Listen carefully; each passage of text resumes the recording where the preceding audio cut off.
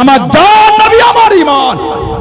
যদি হুজুরকে নিজের জানের থেকে বেশি না ভালোবাসতে, আপনি মুমিনই নয়, আপনি একজন মুনাফিক। একটা আলেম উনি হয়ে গেছেন, কিসের বক্তা হয়েছে তুমি? আমার রাসূলকে সম্মান করো না।